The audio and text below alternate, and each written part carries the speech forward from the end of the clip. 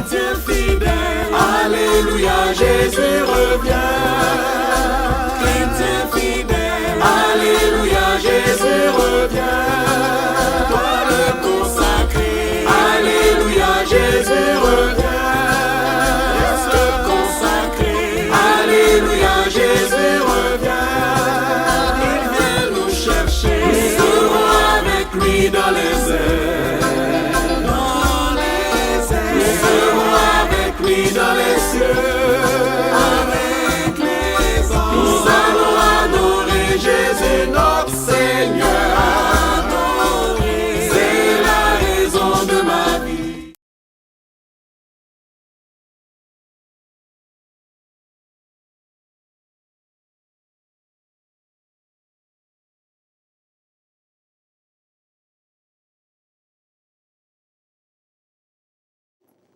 Alors, je vous ai expliqué que lorsque nous marchons avec Dieu, il est important de comprendre les principes de Dieu. Il est important de comprendre ce que Dieu veut de nous. Il est important de comprendre comment Dieu conçoit les choses. Et si nous concevons les choses comme Dieu les conçoit, bien aimés, nous allons être heureux. Alors, le texte que nous venons de lire est clair. Quand Dieu me voit, il voit un champ. Quand Dieu me regarde, il voit un champ. Et un champ, c'est fait pour faire des moissons. Ce qui fait la valeur d'un champ, c'est la moisson. Les bonnes moissons. Est-ce que quelqu'un me suit? Un champ doit produire des fruits. Chacun d'entre nous, en 2018, nous allons moissonner ce que nous avons semé en 2017. Donc, qu'est-ce que Dieu fait? La Bible dit que Dieu fait lever son soleil sur les bons et sur les méchants. Dieu envoie la pluie dans la vie de ses enfants. La pluie de la bénédiction. Donc, sur le terrain que tu es, le champ que tu es, Dieu envoie le soleil, c'est la grâce. Dieu envoie la pluie, c'est la bénédiction. Maintenant, qu'est-ce que toi, tu as planté sur ce terrain? C'est ça qui est déterminant dans la façon dont ta vie sera. Alors, le gros problème, c'est que les chrétiens ne savent pas qu'ils doivent s'aimer. Ils ne savent pas que tout ce qui arrive dans leur vie, c'est le fruit de leur sémence. C'est le résultat de leur sémence. Donc, comme je sais que je suis un champ, comme je sais que je vais moissonner, alors qu'est-ce que je fais? Quand une nouvelle année arrive, la première chose que tout enfant de Dieu doit faire, c'est de définir un nouveau champ, ce qu'on appelle défricher un champ nouveau. C'est-à-dire, je dois prendre des dispositions. Qu'est-ce que je veux que ma vie soit en 2018? Oubliez. Définissez un champ nouveau. Tu as commencé un boulot, ça n'a pas marché. Tu es entrepris ici, ça n'a pas marché. Ça, c'est en 2016, c'est en 2017. Maintenant, en 2018, commence avec quelque chose de nouveau, de nouvelles conceptions, de nouveaux projets. C'est ce qu'on appelle un champ nouveau. C'est la vision que vous avez dans votre cœur. Et je vous ai dit qu'il y a des choses que vous devez enlever dans votre cœur pour que ça fonctionne. On a vu ensemble, 1, le péché. 2, les mauvaises pensées. 3, les mauvaises compagnies. Si ces 3 choses-là, vous arrivez à les enlever, votre sang sera propre. Sinon, vous risquez de s'aimer dans les épines. Est-ce que quelqu'un me comprend? Tu vas être heureux en 2018, tout dépendra aussi de ta compagnie. La Bible dit heureux, l'homme qui ne marche pas selon le conseil des méchants. Donc, tu veux être heureux, tu ne dois pas avoir les méchants pour amis. C'est aussi simple. Dis, ah non, moi je l'aime. Même si tout le monde ne l'aime pas, moi je l'aime. Tôt ou tard, tu seras dans la confusion. Je dis tôt ou tard. Sauf si la Bible n'est pas écrite par Dieu. Alors, deuxième chose, choisissez le choix des semences que vous voulez porter, les fruits que vous voulez porter. Vous devez les savoir. Par exemple, cette année, le défi pour toi, ça peut être par exemple la guérison divine. Mais si c'est la guérison divine, alors va chercher les versets dans la parole de Dieu qui parlent de la guérison divine. Si c'est les finances, apprends à aller chercher dans la parole de Dieu tout ce qui parle des finances. Essaie de grandir dedans. Tu dis, cette année, mes finances doivent être révolutionnées. L'année 2017 a terminé, j'ai fini avec des dettes.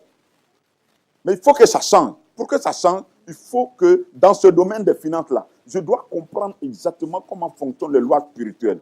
Je dois aller éclairer mon esprit avec la parole de Dieu. Je dois chercher la révélation divine qui va me donner l'intelligence dans ce domaine. Donc, ce n'est pas quelque chose qui vient comme ça. Vous savez, dans la vie courante, vous le faites. Mais c'est sur le plan spirituel que vous ne comprenez pas le fonctionnement. Or, le courant n'est rien d'autre que le parallèle du spirituel. Quand quelqu'un, l'année termine, septembre arrive, beaucoup d'entre nous disent, ah, j'ai fait cours d'infirmerie. Mais pourquoi vous le faites? Juste pour vous amuser? Non, parce que vous voulez donner un sens à votre vie, à votre carrière professionnelle. Il y en a qui disent, ah non, moi je vais aller faire médecine. Ah, moi, je vais aller m'inscrire en 3e année. Moi, je vais aller faire tant. Je vais aller faire telle formation. Pourquoi? Parce que je dois acquérir des compétences qui vont m'aider plus tard et me qualifier pour avoir un emploi. Dans la vie courante, on le fait. Mais il y a personne qui, quand l'année termine, dit, bon, je ne sais même pas quelle formation je vais faire. Moi, mais je ne sais rien. Bon, j'attends. Quand Dieu voudra, il va lui-même m'envoyer une connaissance surnaturelle. Je dors, je me lève, je suis mathématicien. Je dors, je me lève, je suis informaticien de dernier degré. Vous ne le faites pas. Vous êtes trop intelligent pour ça. Vous dites, non, je dois aller me former. Parce que je veux travailler dans ce domaine.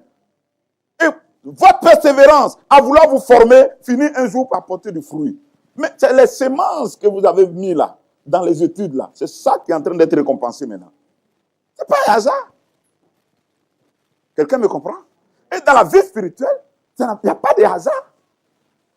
Il faut s'aimer. Or, il y a 3 types de semences. 3. Je vous ai déjà expliqué. La première forme, c'est vos paroles. Tout ce que vous dites, c'est des semences qui vont finir tôt ou tard par porter les fruits dans votre vie. Tout ce que vous pensez, les pensées dominantes, on appelle ça la loi des pensées dominantes. Les pensées dominantes, tu as un cœur rempli de haine, tu as la pensée dominante. Même si tu ris devant tout le monde, tôt ou tard, la haine là, tu vas le manifester en acte ou en parole. La Bible dit que c'est de l'abondance du cœur que la bouche parle. Donc, la semence, ça peut concerner vos paroles. Donc, tout ce que je dis, je vais le moissonner. Donc, il y a des choses qui vont arriver dans notre vie et puis nous ne comprenons pas pourquoi ça arrive. Mais ça arrive du fait de certaines paroles que vous avez dites à un certain moment donné. Ça arrive du fait de certaines pensées que vous avez entretenues dans votre cœur. Des pensées de peur, de la peur de cancer. On commence à vous traumatiser, cancer ici, cancer. Et tu vis dans la peur. Or, la Bible dit, ce que je crains, c'est ce qui m'arrive. Ça va arriver un jour. Or, si je comprends le principe, ce n'est pas avoir peur. Je sais que moi, ça ne m'arrivera pas. Parce que notre victoire qui triomphe du monde, c'est notre foi. Si nous présentons une foi ferme, Satan sait qu'il y a des choses qui ne doivent pas arriver. Mais si nous ne comprenons pas les principes, nous vivons dans la peur. On attire des choses. Vos finances sont une semence. Tout ce que vous semez financièrement, ce sont des semences. Quand on vous donne l'occasion, on dit, ah, il y a tel missionnaire, est-ce que vous pouvez soutenir? Tu soutiens. On dit, ah, il y a des orphelins, on veut les aider. Est-ce que tu pouvais soutenir? Tu soutiens. On va donner le cadeau à l'orphelin. Et puis il est content comme ça. Et puis Dieu regarde. Dieu voit un orphelin. Lui, le père des orphelins. Lui, le père des veuves. Il voit un veuve, une veuve, un orphelin en train de se réjouir à cause de toi. Ah non. Et toi, tu es dans les difficultés. Dieu va te laisser tomber. Vos actes parlent pour vous ou parlent contre vous. Alléluia. Quelqu'un me suit? Amen. Galates 6, versets 6 à 9. Il dit que celui à qui l'on enseigne la parole fasse part de tous ses biens à celui qui l'enseigne. Verset 7, il dit ne vous y trompez pas. Il ne faut pas vous aller vous tromper. On ne se moque pas de Dieu. Ce qu'un homme aura semé, il le moissonnera aussi. Donc, celui qui sème pour sa chair, moissonnera pour la chair la corruption. Mais celui qui sème pour l'esprit, moissonnera de l'esprit la vie éternelle. Il dit, ne vous laissons pas, ne nous lassons pas de faire le bien. Car nous moissonnerons au temps convenable si nous ne nous relations pas. Donc, quand on dit faire le bien, tu peux le faire. Il a dit, tu vas moissonner. Vous savez, il y a des bénédictions quand ça arrive dans votre vie, vous ne savez pas d'où ça vient.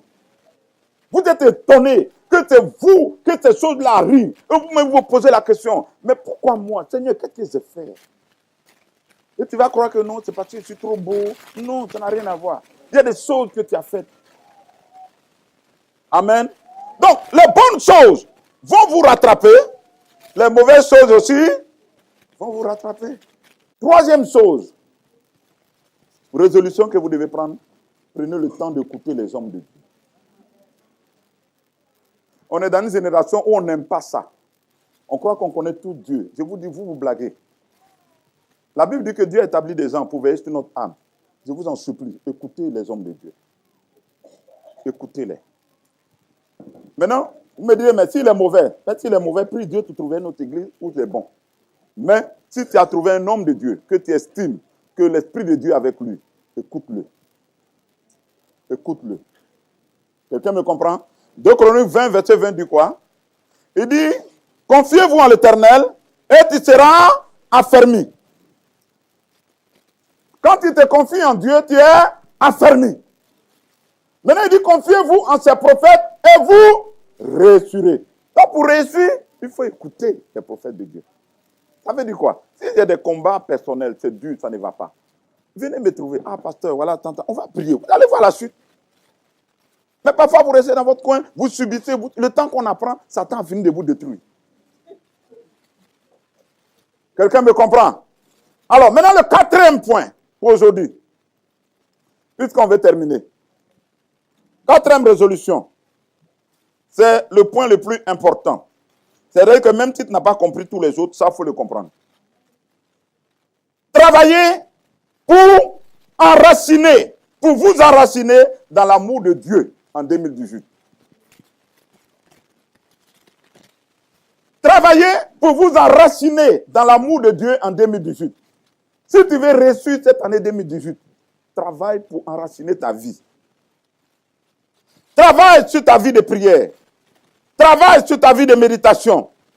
Travaille pour créer une grande communion avec Dieu. Une grande dépendance de Dieu. Travaille sur ton intimité, ton amour pour Dieu. Parce que c'est Dieu qui peut te donner l'amour. Le véritable amour, c'est Dieu qui donne. Tu ne peux pas aimer Dieu. En tout cas, tu ne peux pas aimer un homme de toi-même. Parce que les hommes, quand ils nous font du bien, ça va. Mais quand ils sont méchants, c'est difficile de les aimer. Est-ce que vous me comprenez? Quand quelqu'un est méchant avec toi, c'est difficile de l'aimer. Oh, tu dois le faire. Humainement, ce n'est pas possible. Il n'y a que si Dieu met ton amour en toi. Ce qu'on appelle l'amour agapao. L'amour inconditionnel. L'amour qui est un amour décisionnel. C'est une décision que nous prenons. Par la foi, en la grâce que Dieu a déposée en nous pour que cet amour-là se manifeste. Alléluia. Mais il est clair que Dieu ne peut répandre cet amour que si vous vous attachez à lui. La Bible dit, oh, l'espérance ne trompe pas, car l'amour de Dieu est répandu dans nos cœurs par le Saint-Esprit. Tu ne peux pas aimer avec ta propre force. Amen. Alors, ce que l'amour de Dieu va faire, l'amour de Dieu protégera vos semences contre celui qui dévore. Est-ce que quelqu'un a compris quelque chose? Il a dit dans Romains 8, versets 35 et 37, « Qui nous séparera de l'amour de Christ?